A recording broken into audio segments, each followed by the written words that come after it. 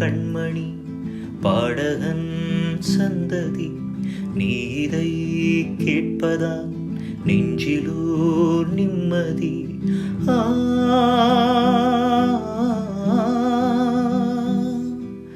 நாள் முழுதும் பார்வையில் நான் எழுதும் ஓர் கதையை உனக்கென நான் கூற கேளடி கண்மணி பாடகன் சந்ததி.